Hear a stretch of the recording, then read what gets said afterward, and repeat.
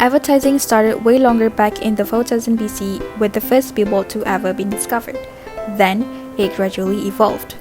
Starting from the world's first written advertisement in ancient Egypt, commercial messages painted by professionals in ancient Rome, the world's first printed advertising medium and trademarks in China, and the world's first television advertising.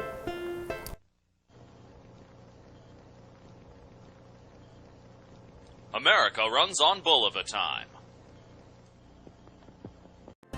Back in the ancient market, people used to shout to sell their products. That is until they realized how tiring it is.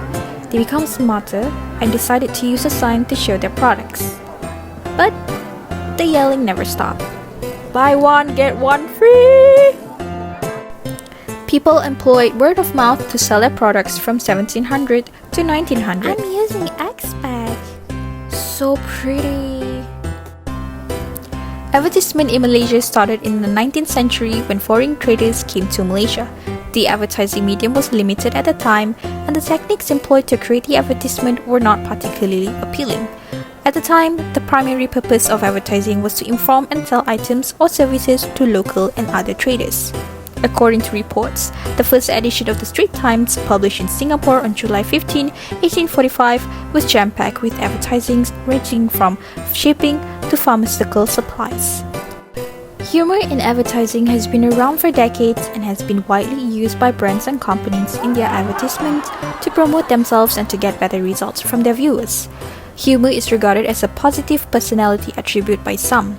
People enjoy humorous people. As a result, using humour to promote your brand's goods will have a huge impact. But humour will not be understood without the same background of knowledge.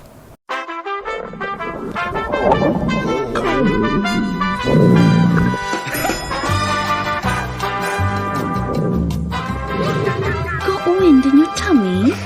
Get the new Inno Ginger for quick relief. New Inno Ginger relieves wind from tummy fast. This is where culture came into the picture. It is crucial to understand how people in different cultures react to humor, especially when it comes to advertising. One wrong move could hurt or ruin your brand's reputation because culture is a racial, religious, or social group's traditional beliefs, social customs, and material characteristics, as well as the distinctive qualities of everyday life. So, what kind of humorous advertisement that is considered as offensive in Malaysia? For this, I'm using the data that I collected from my research on cultural and humorous advertising in Malaysia to find out the acceptance of humor in advertising and what kind of ads that is considered as offensive. I used 2014 new mobile commercial advertising as an example for this study.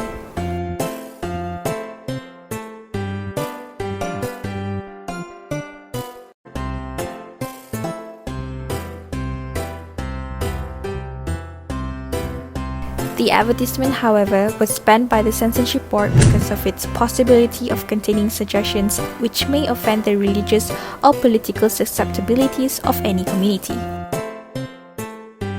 I don't quite understand why it's labeled sensitive. It probably just lacks impact. Yeah, well, it is kind of inappropriate, especially if you see it in the religious views. It's not that bad. People who has different view may see the message wrongly. To me, it's just someone trying to promote their business. I honestly don't care. I mean, I'm okay with the video itself. Masseuse doesn't really live with mobile lines, so agreed, it is sensitive, with double meaning. These are some of the responses I received from my respondents. The questions were if they would agree with the banning of the video and their thoughts on it. Majority sees the video as something negative, to which some even link it to being a porn. According to the ASA, the advertisement has breached one of its code under Advertising for Audio Text Services Section 3. Advertisements for chat lines and related services should not contain lewd, sexually suggestive or offensive material. Despite the responses that I get from the U-Mobile advertisement, Malaysians were very lenient when it comes to humor.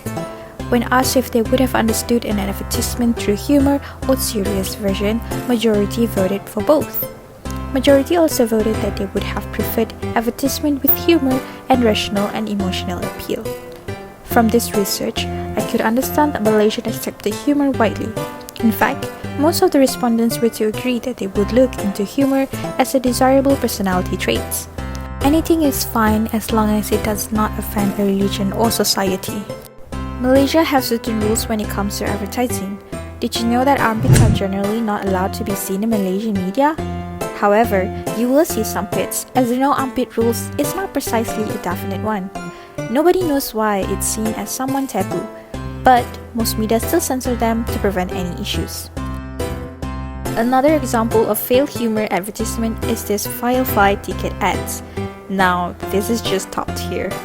They're really gonna make a joke about a woman's body to sell that ticket?